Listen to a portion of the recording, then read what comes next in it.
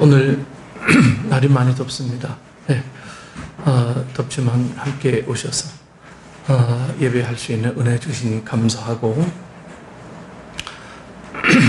이 더위가 많다 보니까 이제 밤에 이 수면 시간이 많이 짧아져요. 그래서 육신이 많이 피곤하고 좀 어렵지만 길어야 한 2주 정도 지나면 아마 가을 바람이 느껴지지 않을까 생각합니다. 벌써 중복이 지나고 이제 말복 지나면 곧 좋은 수확의 계절을 우리가 기대하지 않을까 싶습니다.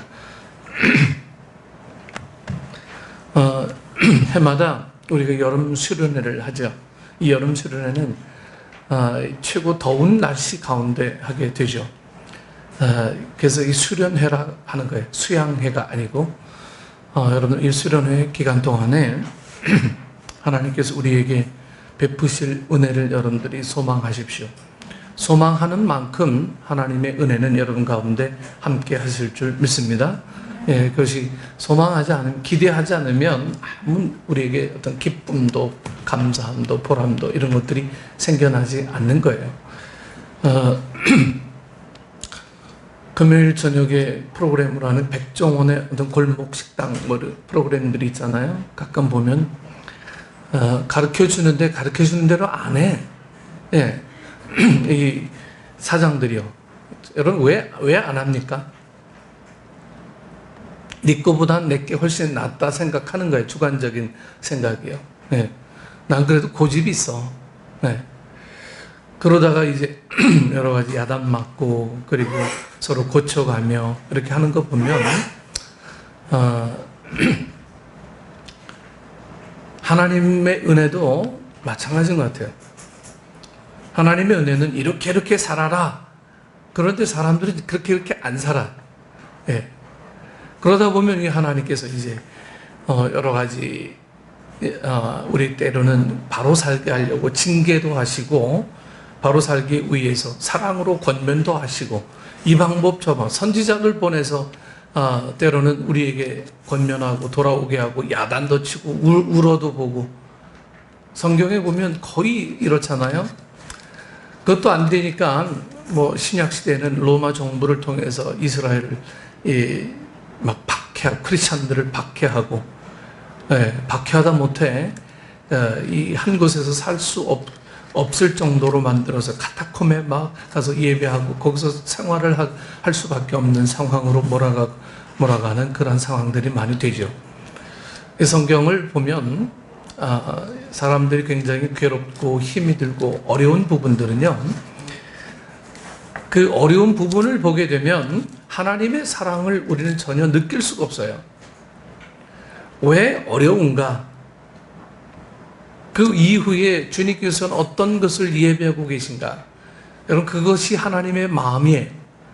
그 하나님의 마음을 우리가 봐야 되지 징계만 보면 늘 우리 하나님을 원망스럽게 바라볼 수밖에 없습니다. 현실의 고난만 보면 하나님께서 주시는 약속의 은혜를 우리는 전혀 볼 수 없게 되는 거죠. 그래서 우리 성경을 읽다 보면요, 자꾸 읽으면 읽을수록 하나님의 마음을 자꾸만 느낄 수밖에 없어요. 이것도 이 징계도 하나님의 사랑이구나. 때로는 내가 원하지 않는 다른 길로 가게 만드는 것도 하나님의 어떤 계획이구나. 이런 것들을 성경을 통해서 계속 보게 합니다.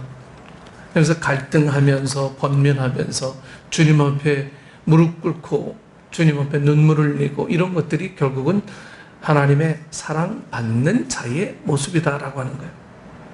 네. 그래서 오늘 말씀의 제목은 무엇을 위한 믿음인가 라는 제목으로 함께 은혜를 나눕니다. 여러분 초대교회 성도들은 여러분도 잘 아시다시피 핍박을 많이 받았어요. 핍박. 우리가 아는 그런 정도의 핍박이 아니에요. 이거는 거의 생명과 맞바꿀 만한 그러한 어떤 삶의 어떤 그 전쟁이죠. 네, 전쟁. 핍박을 넘어선 전쟁이었어요. 보이지 않는 전쟁이죠. 성도들은 이 로마의 박해를 피해서 지하 공동 묘진 카타콤으로 이제 숨어들게 되죠. 그 카타콤 가까운 곳에 이 로마의 원형 경기장이 있었어요. 예. 이 로마 황제는 이 경기장 한 가운데에 이제 일주일간 굶은 사자를 풀어두고 이 체포해간 이 크리스천들을 전부 다 그 가운데로 이 원형 경기장으로 내몰죠. 경기장 한쪽에는 이 그리스도인을 회유하기 위해서 이 황금 마차를 이렇게 대기시켰어요. 예. 그러면서 이 뭐라고 이 잡혀간 이 크리스천들에게 이야기하냐면, 내가 너희들이 지금 예수의 부활을 부인하고 황제를 이 Caesar is my Lord 이렇게 고백하면 이 황금 마차에 너를 지금 태울 것이다. 너는 지금까지 맛보지 못한 가장 안락한 삶을 누리게 될 거다.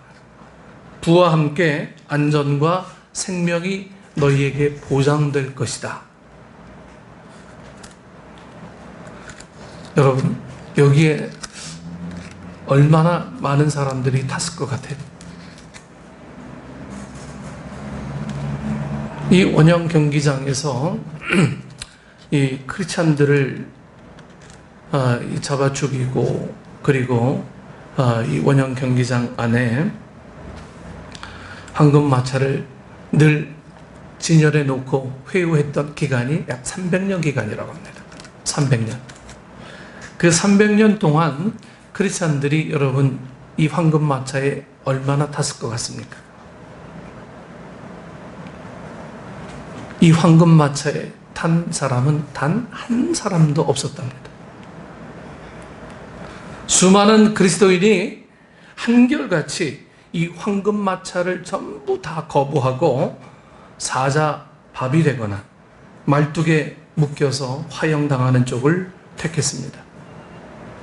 잡히지 않고 살아남은 그리스도인들은 지하 공동묘지에서 한평생 숨어 살면서 할아버지, 아들, 손자로 대를 이어서 믿음을 지켜나갔어요. 얼마 전에 그 TV에서 그 중국인가요? 어느 나라인가요? 한 아이가 그 동물원 우리에 빠졌는데 이제 고릴라가 이 아이의 다리를 끌고 막 이렇게 가는 모습을 보여줬잖아요. 다행히 죽지는 않았죠. 이제 살려냈고요. 또 중국엔 참 별일들이 많은 것 같아요. 사자 우리에 이렇게 밥주러 들어갔다가 그냥 자기가 밥이 돼서 이 죽은 사람도 보여지게 되고, 그런 모습을 보게 되면 여러분 얼마나 끔찍합니까? 네, 이 사자의 발톱, 사자의 이빨, 네, 여기에 여러분 물려서 죽고 이 먹이 돼서 죽는다면 생각을 한번 해보세요. 얼마나 비참하겠어요. 네. 근데 초대교인들은 그렇게 수없이 원형 경기장에 잡혀 들어가면서도 이 황금 마차에 탄 사람이 단 한 명도 없었답니다. 그렇게 300년이 지난 이 AD 313년 콘스탄틴 대제는 기독교를 로마의 국교로 이제 공표하게 되죠. 313년에 이제 콘스탄틴 대제가 국교로 공포합니다. 여러분, 믿음의 역사는 이렇게 이루어졌고 이렇게 이어지고 있어요. 믿음의 역사가. 그리스도인은 세상이 아닌 하나님의 나라를 추구하며 사는 그러한 삶입니다. 이 신학교 다니면서 이 종교학을 공부했어요. 종교학. 이 종교학에는 이 구분을 하기를 고등 종교와 하등 종교 이렇게 구분을 합니다. 고등 종교와 하등 종교. 이 믿음의 이 대상, 그러니까 고등 종교와 하등 종교를 구분하는 몇 가지 기준이 있는데, 그 기준의 첫 번째는 믿음의 대상이 있는가 하는 거에 따라서 고등 종교냐 하등 종교냐 이런 것들이 갈라지게 돼요. 여러분, 모든 종교에는 믿음의 대상이 있죠. 믿음의 대상이 없는데 믿는다고 하는 거는 좀 이건 허상이죠. 뭐 처녀 귀신이든, 더우니까 조금 오싹한 얘기 합시다. 처녀 귀신이든 몽달 귀신이든, 네? 여러분 어릴 때 화장실, 여러분 이제 옛날 화장실 다 푸세식이잖아. 화장실 가려고 그러면 그냥 얼마나 무서웠어요. 화장실 일화가 얼마나 많아요. 예. 저도 이제 그 어릴 땐 그 화장실 가는 게 너무 힘들었었어요. 예, 저희 또 푸세식이었기 때문에. 그래서 뭐 작은 거 볼 때는 그냥 바깥에다 그냥 휙 보고 들어오고 이랬거든요. 제가 이제 이 포항 이 달전 그쪽에 살 때 목장을 했었거든요. 밤에 너무 꼼꼼하고 막 무서우니까 화장실은 가기 싫고, 그래서 작은 소변 보려고 밖에 나갔다 이제 하는데 막 부스럭부스럭 되는 거예요, 막. 예? 예, 막 부스럭 이 겨울에. 그래서 그냥 얼른 일 보고 막 집 들어오려고 하는데 저희 집이 이렇게 여닫이 문이었어요. 예, 들어가는데 거기에 보면은 이제 이 열쇠를 이렇게 잠가 놓으려고 하는 열쇠 고리가 있었는데 그 고리가 너무 급하게 들어오니까 가슴팍에 푹 파여서 여기 아직도 이만큼 상처가 있어요. 네. 아무튼 우리는 뭐 처녀 귀신이든 무슨 뭐 화장실 귀신이든 뭐 학교 귀신도 많죠. 네. 학교 귀신이든 뭐 마을 입구에 뭐 이 느티나무든 큰 바위든 뭐 바다의 뭐 용왕이든 뭐 해와 달이 되든 뭐 모든 종교에는 다 믿음의 대상이 있습니다. 대상을 향한 종교 의식이 있는가 하는 거죠. 우리 선조들은 가끔 TV에서도 보죠. 그 뒤에 장독대 위에다가 이 정화수 떠놓고서 목욕제게 하고 하얀 옷 갈아입고 이렇게 막 비는 거. 그리고 제사상 차려 놓는 거. 농촌에서 일을 하다가 음식을 먹기 전에 여러분 첫 술 떠서 이제 뭐라고 하죠? 첫 술 떠서 고시래 이래. 네, 어부들도 해요. 어부들도 이제 이 선장들도 선장들도 이제 첫 배를 타고 이제 출항하기 전에 막걸리를 배에다 막 뿌려요. 여러 군데다가. 네, 뭐 고시래 하면서 여기는 귀신 달라붙지 말아라 이제 뭐 이렇게 해서 고시래 하잖아요. 네. 뭐 하여튼 이런 종교 의식이죠. 두 번째로는 죽음 이후에 내세관이 있는가 하는 거죠. 이 고등 종교와 하등 종교를 우리가 구분할 때 이 죽음 이후에 내세관이 있나? 내세관은 뭐죠? 죽어서 그냥 없어지는 존재가 아니고 우리가 천국을 가든 지옥을 가든 그런 그런 것들이 우리에게 있는가 하는 기준입니다. 여러분 대부분의 종교는 죽음 이후에 내세관이 없어요. 죽음 이후에 이 땅에서 원하는 것을 얻기 위한 거죠. 이 땅에서 원하는 것을. 그러나 이 기독교는요 내세관이 분명합니다. 이 내세관이라고 하는 것은 이 하나님 나라죠. 성경의 마지막 책이 요한계시록인데 이게 바로 이 하나님 나라에 대한 이야기예요. 네, 하나님 나라에 대한 이야기예요. 이 요한계시록은요. 그리고 고등 종교와 하등 종교를 구분하는 중요한 다른 요소가 하나 더 있는데 그것은 자기 부정입니다. 자기 부정. 종교에 여러분 자기 부정은 매우 중요한 요소라고 저는 봅니다.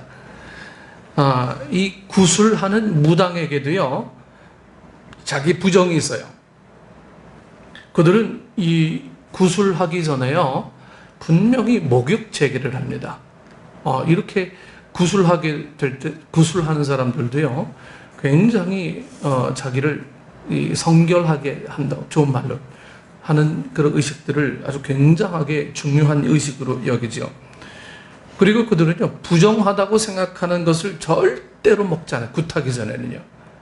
그리고 만지지도 않아요. 보려고 하지도 않아요. 구술할 때는 이 결혼한 부부들은 절대로 부부관계를 갖지도 않고요. 그리고 이 작두를 가는 사람, 이 무당들이 작두 위에 타잖아요. 작두를 가는 사람은 입에 이 재갈을 물고 사흘 동안 작두를 간다고 그래요. 입에 재갈을 문다고 하는 거는요 말을 안 한다는 거 아니에요. 예, 부정탈 될까봐. 이 말을 하면 부정탄다고 생각하기 때문에 이 작두를 이렇게 가는 사람들은 3일 동안 간대요. 말을 안 해요. 저희 이 모든 행위가 자기 부정이다 이렇게 봐요. 자기 부정. 하지만 그들이 행하는 이 자기 부정은 어떤 자신의 목표, 자신의 욕망을 이루기 위한 어떤 일시적인 행위라고 저는 봅니다. 엄밀한 의미로 말하면 진정한 자기 부정이 아니죠. 진정한 자기 부정은 영원한 가치를 위해서 자기의 욕망을 부정하고 내려놓는 거죠. 이 하등 종교일수록 자기 욕망을 채우기 위해서 종교를 이용하게 됩니다. 고등 종교일수록 영원한 가치를 위해서 자신의 욕망을 부정하며 내려놓죠. 예. 그런 의미에서 종교에서 이 자기 부정이 희석되고 사라질 때 종교는 이제 타락하게 되는 거예요. 자기 부정이 사라지고 욕망만 더 커지는 종교라면 세계를 정화시킬 수가 없어요. 네. 종교가 이 great, 대단한 것만 강조되고 이 holy, 거룩함이 사라진다면 종교는 타락할 수밖에 없어요. 그래서 저는 이 부흥회의 측면들이 분명히 우리나라에도 긍정적인 측면들이 분명히 있었어요. 초기 교회는요, 1970년부터 90년 초반까지는 한국의 부흥회 역사들이 엄청나게 있었거든요. 방방곡곡 뭐 부흥회 하면 짐 싸들고 가서 그냥 거기서 3박 4일, 4박 5일 지내면서 밥을 해 먹고 그렇게 부흥회 역사를 우리는 이뤄왔죠. 부정할 수는 없어요.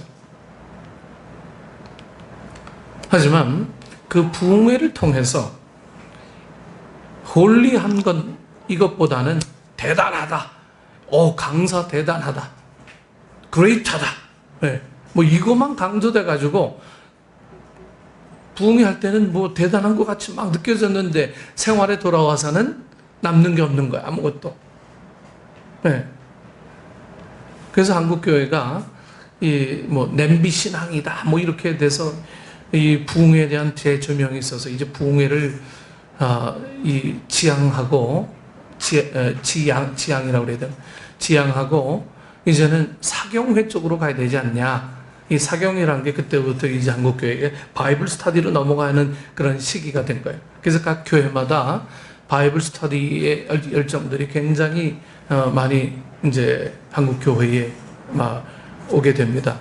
그 선두 주자가 사랑의 교회 옥하는 목사님께서 하시는 제자 교육, 예, 그리고 이 온누리교회에서 하는 생명의 삶, 이런 것들이 이 한국 교회의 이 바이블 스터디를 주도하는 하나의 어떤 주도 세력들이 됩니다. 그래서 여러분 책방에 가면요, 성경 공부 보면 코너에 보면 엄청나게 많이 있어요. 네, 엄청나게 많이 있어요. 그래서 이제는 어떤 그레이트한 것보다는 홀리한 게 더 중요하다. 네, 하나님께서 주신 은혜가 정말 중요하다. 이렇게 생각을 많이 하게 되죠. 기독교는 분명히 하나님의 나라를 위해 자기의 욕망을 내려놓는 그런 자기 부정에서 시작한다고 말씀드렸어요. 성경에 나오는 이 아간이라고 하는 사람은 잘 아시죠? 이 아간은 이 물질의 욕망을 따라서 물질의 욕망을 따르게 됩니다. 그리고 이제 이 사울의 아들 압살롬은 권력의 욕망을 따르게 되죠. 삼손은 성적인 욕망을 따르게 되고, 이 아브라함의 조카 롯은 화려함과 사치의 욕망을 따르게 됩니다. 어떤 욕망이든 욕망을 따라 살았던 그들은 하나같이 전부 다 망했어요. 예수님께서 십자가를 지시고 죽음의 길을 가신 것은 자신의 욕망을 넘어서 하나님의 뜻 안에 자신을 세우는 자기 부정이었어요. 예수님의 십자가는 여러분 이 자기 부정의 하나의 어떤 본이라고 봐야 돼요. 예수님이 이 십자가를 왜 지십니까? 그런데도 십자가 지셨어요. 이것이 자기 부정의 어떤 대표적인 모습일 수밖에 없죠. 오늘 본문에 나오는 제자들에게서 철저한 자기 부정의 모습을 오늘 본문은 우리에게 보여줍니다. 제자들은 예수님이 하나님의 아들이심을 증거했어요. 예수님을 구주로 믿는 믿음으로 말미암아 하나님의 자녀됨을 가르쳤습니다. 예수님 믿어야 하나님의 자녀가 됩니다. 제자들은 늘 이렇게 외쳤어요. 제자들은 대제사장과 종교 지도자에 의해서 이제 2차례 옥에 갇히고 아주 혹독한 매질을 당하게 됩니다. 즉 죽음의 위협을 느꼈어요. 이 유대인들이 더 그러죠. 아니 무슨 소리야? 예수님을 믿어야 이 구원의 은혜 하나님의 자녀가 된다. 그럼 우리 뭐야? 우리가 이제껏 이제 메시아로 아직도 기다리고 있는데 너희들은 예수가 메시아야? 우리 부정할 수밖에 없어. 그래서 예수 믿는 사람들을 아주 혹독하게 핍박했던 이 유대교. 이 유대교가 이 종교적인 문제로만 핍박하면 그 핍박의 정도가 약하니까 아예 말살 정책을 펴죠. 로마 정부와 손을 잡고요. 로마 정부가 이 유대교 편에 짝짝꿍 돼가지고요. 그래서 기독교인들을 완전히 말살 정책을 펼치게 됩니다. 로마 원형 경기장에 몰아넣고 그래서 사자밥을 만들게 되고 그렇게 되는 거죠. 그런데도 불구하고 그들은 예수님이 하나님의 아들이심을 전하고 가르치는 것을 절대로 멈추지 않았어요. 이 제자들이요. 제자들이 그런 모습에 대제사장과 종교 지도자들은 막 분노합니다. 그래서 이 분노의 끝이 뭔지 아세요? 분노의 끝이요? 저걸 내가 없애야겠다 이거예요. 네. 그때 바리새인 중에 가말리엘이라는 랍비가 있었는데 그는 랍비 중에 랍비였어요. 이스라엘 역사 가운데 최고의 이 랍비로 추앙되었던 이 힐렐의 손자였습니다. 네. 사람들은 가말리엘에게 솔로몬 또는 이 율법의 황제라는 별명을 붙여줄 정도로 이 가말리엘은 그 당시에 어떤 정신적인 지도자였어요. 네. 온 유대인들이 그를 존경하고 그를 따르게 되죠. 이 가말리엘을요. 이 가말리엘은 이 드다와 유다의 두 사건을 예로 들면서 대제사장과 이 종교 지도자들에게 이 예수를 따르는 사도들을 죽이지 말라고 권면합니다. 그 당시에 가장 영향력 있는 그런 사람이 아니 예수 믿는 사람들, 예수님 선포하는 사람들을 이제 더 이상 죽이지 말아라 이렇게 얘기하니까 사회적으로도 큰 파장이 일어나게 돼요. 네. 유대인인 이 가말리엘이, 그리고 그 가말리엘은 최고의 어떤 학문을 지니고 있고 최고의 어떤 중심에 서 있던 사람이었는데 그 사람이 유대교의 모든 것들을 완전히 막 뒤죽박죽 만들어 놓은 거예요. 이제 당신들이 이제 그렇게 하지 말아라. 죽이는 것만이 능사가 아니다. 그들이 믿는 예수를 그냥 전하게 놔둬라. 가말리엘이 이렇게 얘기를 하는 거예요. 드다는 자칭 메시아라고 주장하며 이스라엘의 해방을 주장했던 사람이 바로 이 드다였어요. 내가 메시아다! 뭐 이런 사람. 예, 그러니까 이단이죠. 그를 메시아로 믿고 약 400명 넘는 사람들이 이 드다를 추앙하게 됩니다. 따르게 돼요. 드다가 로마 군사들에게 잡혀 죽게 되었을 때 이제 그를 따르던 무리들이 이제는 전부 다 흩어져 버렸어요. 그리고 이 드다가 거짓 선지자임이 드러나게 됩니다. 갈릴리의 유다는 여러분들이 잘 아시는 대로 이 열심당을 창설한 사람으로 알려지게 되죠. 이 갈릴리 유다는 열심당을 그러니까 아주 그냥 민족주의자예요. 민족주의자. 예. 이 조국의 독립을 위해서 조국에 해를 끼치는 사람들은 내가 용서하지 않겠다. 이 정의를 들고 일어난 사람이 바로 이 갈릴리 유다였어요. 그는 로마 정부에 세금 내는 것을 거부하죠. 아니 당신들이 뭔데 우리나라에 들어와서 왜 우리 국민들로부터 왜 세금을 받아서 당신들이 걷어가냐. 그래서 유다는 세금 내는 걸 거부합니다. 그리고 로마 정부에 항거하고 이스라엘의 독립을 외쳤던 사람이 바로 이 갈릴리 사람, 이 유다였어요. 사람들은 그가 메시아라고 생각하고 이제 그를 또 따르게 됩니다. 이 시대에 저런 사람, 애국자가 나와서 저런 사람을 따르면 분명히 뭔가 있을 거다 해서 이 유다를 또 메시아라고 생각하고 따르게 됩니다. 그러나 유다가 죽게 되었을 때 그를 따르던 모든 사람들도 역시 다 드다를 추앙하던 사람처럼 다 흩어지게 돼요. 가말리엘은 이 유다와 그리고 드다 이 두 사건을 예로 들면서 이 산헤드린 공회원들에게 예수의 제자들도 활동하다 거짓으로 드러나면 이 드다와 유다처럼 스스로 자멸하게 될 것이라고 말합니다. 이 가말리엘도요, 그냥 놔둬. 이 드다와 유다의 사건을 우리가 알지 않냐? 뭐 그렇게 건드려서 그냥 피곤하게 그렇게 사냐? 그냥 놔두면 그냥 스스로 있다가 없어질 거니까 그냥 놔둬. 이 가말리엘은 산헤드린 공회원들에게 이렇게 설득을 합니다. 그렇지 그들의 활동이 하나님의 역사라면 하나님을 거역하는 행위가 될 수 있으니 조심스럽게 지켜보자. 이렇게 가말리엘은 중간에서 이 역할을 하게 되죠. 이 가말리엘의 권면을 들은 대제사장과 또 산헤드린 공회원들은 이제는 이 죽이는 대신 사도들, 예수 믿는 사람들, 또 이 사도들을 죽이는 대신에 이제는 방법을 바꾸게 돼요. 채찍질하고 다시는 예수의 이름으로 가르치지도 전하지도 말 것을 단단히 아주 경고하게 됩니다. 여기에 이 채찍질을 했다는 것은 이 채찍 끝에 이제 쇠조각을 달아요. 쇠조각을 달아서 그것으로 39번을 때렸다는 말이에요. 39번. 유대인들은요, 이 채찍으로 이 40번을 맞으면 사람이 죽는다고 해서 40에 하나 감한 39대를 때렸대. 그러니까 죽기 직전까지 때렸다 이래. 죽기 직전까지 목숨을 살려두고 거의 죽음 직전까지 가는 고통이 바로 이 맞는 그 형벌이죠.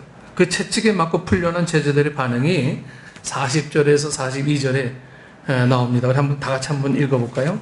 40절부터 42절까지 우리 이 제자들이 어떠한 이 마음이었을까 하는 마음으로 같이 한번 함께 읽습니다. 그들이 옴게 여겨 사도들을 불러들여 채찍질하며 예수의 이름으로 말하는 것을 금하고 놓으니 사도들은 그 이름을 위하여 능력받는 일에 합당한 자로 여기심을 기뻐하면서 공회 앞을 떠나니라. 그들이 날마다 성전에 있든지 집에 있든지 예수는 그리스도라고 가르치기와 전도하기를 그치지 아니하니라. 제자들은 예수님의 이름을 위하여 채찍질을 당하고 능력당한 후에 자신들은 예수님을 위해 능력받을 만한 자로 여겼다 말하고 있어요. 그리고 그 일을 기뻐했다 이렇게 말하고 있어요. 그 고난의 채찍질을 예수님을 위해 기꺼이 받아들였다는 말입니다. 그럼 이거 뭡니까? 이게 바로 자기 부정 아니고 뭐겠어요? 여러분, 누가 이 채찍 끝에 쇠가 달려있는 이 매질을 39번 당하고 예수님 배반하지 않을 사람이 어디 있겠어요? 여러분, 어디 있겠습니까? 자기 부정이 아니고서는 절대로 이렇게 할 수가 없어요. 이것은 비단 이 시대의 어떤 사도들만의 어떤 했던 일들이 아니에요. 가까운 우리나라에서도 그렇게 했어요. 일제시대 때도 예수님 부인하면 살려주겠다 했던 그러한 일들이 똑같이 벌어지게 돼요. 똑같이. 주기철 목사님은 자기를 죽인 이 아들을, 자기 아들을 죽인 공산당원들을 자기의 양아들로 입적시키지 않습니까? 여러분, 이건 자기 부정이 아니고 뭐겠습니까? 여러분, 맨정신으로 그게 가능한 일이라고 그럼 보십니까? 맨정신으로는 그렇게 할 수가 없어요. 철저한 하나님의 은혜로 인한 자기 부정이 아니고서는 여러분, 인간적인 이 방법으로는 이렇게 될 수가 없는 거예요. 이 자기 부정의 저는 이 영성이라고 봅니다. 영성. 네. 그런 날마다 성전에 있든지 집에 있든지 예수님은 그리스도이심을 가르쳤습니다. 그리고 전도했어요. 대제사장과 사내들인 공회는 사도들에게 예수가 하나님의 아들이라고 가르치지 말고 예수의 죽으심과 부활을 믿음으로 인해 하나님의 자녀가 된다는 사실을 전하지 말라고 이 채찍질하고 그렇게 위협했는데 사도들은 밖으로 나가 날마다 복음을 전했다. 이거 멈추지 않았다는 거예요. 여러분 40에 하나 가만 39대를 맞고도 그렇게 또 했다는 거예요. 우리나라 말로는 참 꼴통들인 거예요. 제자들이. 예? 여러분 채찍질에 맞으면 살점이 뚝뚝 떨어져 나가잖아요. 그런데도 그들은 예수님을 전하는 일을 결코 포기하지 않았다. 성경은 오늘 우리에게 이렇게 증거하고 있어요. 제자들은 예수님을 쫓으면서 자신의 의와 공로를 내세울 때는 예수님의 십자가 죽음을 앞두고 서로 높아지기 위해 싸웠어요. 자기 부정이 없었어요. 여러분 이 복음서에 보면 이 제자들이 얼마나 못난 놈들인지 우리 제자들의 모습을 잘 보지요. 근데 사도행전에 가보면요 제자들이 완전히 다른 사람이에요. 다른 사람. 제자들끼리 서로 누가 높으냐 싸웠던 그 제자들이 아니었어요. 내가 죽으면 죽으리라 하면서 주님이 이렇게 죽으셨고 이렇게 부활하셨고 이렇게 우리에게 소망을 주셨는데 우리도 그렇게 될 것을 확실하게 믿고 있는 그 신앙의 바탕들, 이것은 신앙의 어떤 힘, 능력 이런 것들 플러스 자기 부정의 영성이었어요. 자기 부정의 영성. 여러분들 믿음이 있다라고 하는 것은요, 우리는 늘 예배 드리는 것을 믿음이 있다라고 얘기하잖아요. 나를 부정하는 거예요. 자기를 부정하는 그 영성이 있어야 이 예배가 온전하게 되는 거예요.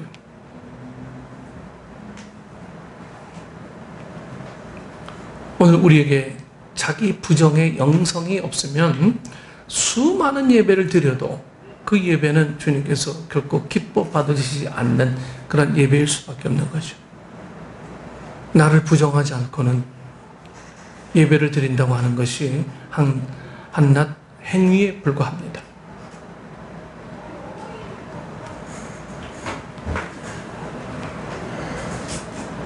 자기 부정이 없었을 때는 하나님의 은혜와 예수님의 사랑은 보이지 않고 오직 자신의 어떤 의와 공로만 보였어요. 그러니 높아지기 위해서 교만을 떨면서 다투지 않습니까? 네. 저희 노회나 어떤 시철회나 이렇게 가서 어떤 직위를 탐하지 않아요. 아직은요. 시철장, 노회장, 이런 것들. 여기 보면은 서로 되려고 그냥 깎아내리는, 물론 정치가 잘 되기 위해서 소신 있는 사람들이 하는 거지만, 결국은 제가 볼 때는 결국 다 자기 의의를 드러내기 위한 어떤 수단이 될 수밖에 없다. 늘 이렇게만 여깁니다. 그 교회 장로들이 노회 오면 쭉 나와서 막 인사해요. 우리 목사님 이 노회장 될 수 있도록 좀 뽑아주세요. 그러니까 그 교회의 어떤 포지션을 좀 높이기 위한 거예요. 자꾸. 우리 목사님이 이런 노회장 출신입니다. 시찰장 출신입니다. 이게 저는 그렇게 중요한가? 이거보다는 정말 내가 예수님 믿고 예수님 전하는 이 내용이 중요한 거 아니냐.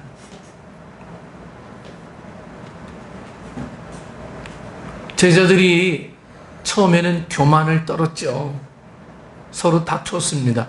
누가 예수님 제자의 수제자냐, 1등이냐, 누가 제일 많이 사랑받냐, 이것만을 늘 경쟁했던 제자들의 모습이 사도행전에 와서는요, 전혀 다른 사람들의 모습으로 바꿔져요. 제자들이 부활하신 예수님을 만나고 성령의 임재하심을 경험한 이후에는 자신들의 의와 공로가 아닌 자신들의 약점과 자신들의 허물들이 막 보여지기 시작한 거예요. 자기의 약함과 허물을 보기 시작하니까 하나님의 은혜가 보였어요. 예수님의 사랑이 얼마나 귀하고 큰지 이제 깨달아지게 된 거죠. 제자들이 자기 부정을 하기 시작하면서 하나님의 영광을 위해 헌신과 섬김의 삶을 살았어요. 오늘 본문의 제자들은 예수님이 하나님의 아들이심과 구주되심을 증거하다 채찍질을 당하고 수모를 당해도 감사함으로 받아들였습니다. 저와 여러분의 믿음이 이러한 믿음의 자리에 서 있기를 소원합니다.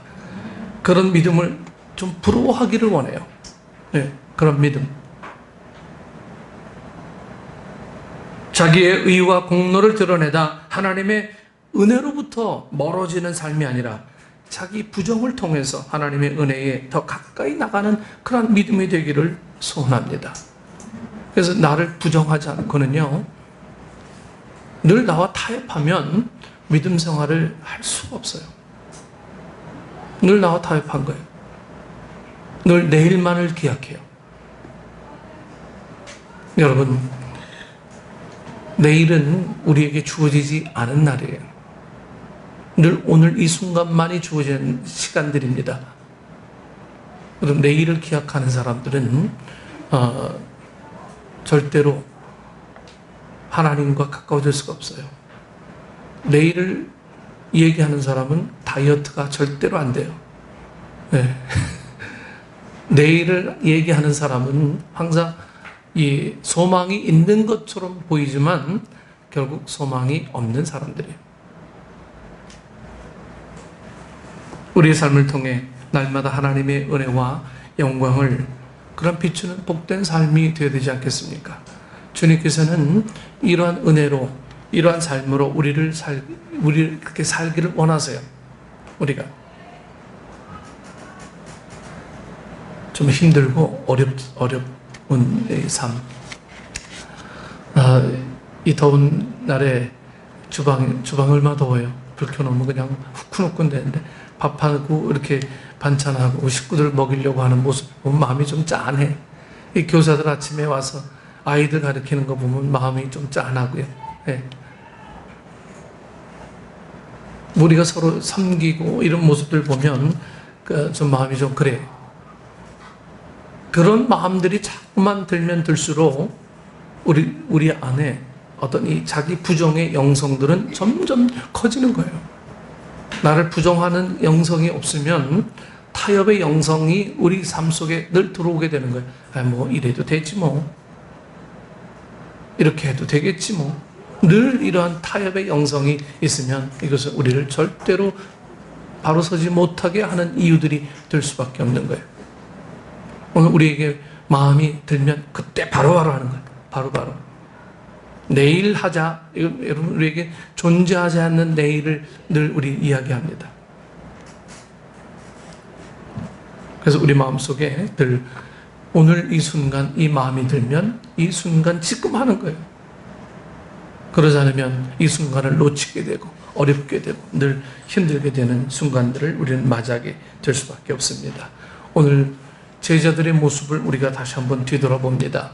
이 제자들의 삶은 자기 부정을 자기의 삶과 맞바꿨어요. 여러분에게 그렇게 하라고 말씀드리는 건 아니에요. 그렇게 할 수도 없지만, 하지만 적어도 이 아주 폭넓게 나라와 뭐 민족을 위해서, 이것보다는 나를 위해서 나의 작은 부정을 실천해 볼 수 있는 그런 믿음이 우리에게 좀 있어졌으면 좋겠다 하는 거죠. 그런 삶이 이 더위를 이겨낼 수 있는 능력이고 기쁨이고 충만한 소원이 되는 우리 모든 식구들 되기를 축원합니다. 기도하겠습니다. 사랑의 하나님, 은혜를 감사합니다. 우리가 하나님의 사랑을 이야기할 때 십자가의 자기 부정을 어찌 이야기하지 않을 수 없습니까? 하나님이여, 오늘 저희들이 주님 앞에 십자가의 은혜를 간구하며 그리고 이것을 통해 복을 보는 게 아니고 나를 부정하는 영성을 발견할 수 있는 십자가의 은혜를 허락해 주옵소서. 그리하여 항상 내가 옳은 게 아니라 주님이 옳고 주의 가신 길을 따라가려고 하는 제자의 마음이 우리에게 있을 때 진정한 기쁨은 우리 삶 속에서 새롭게 샘솟고 은혜될 줄 믿사오니 성령 하나님 함께하여 주시고 날마다 기쁨과 감사의 능력들이 솟아나는 우리 모두 식구들 되게 하여 주옵소서. 감사와 찬송과 영광을 주께 돌리며 예수님 이름으로 기도드리옵나이다.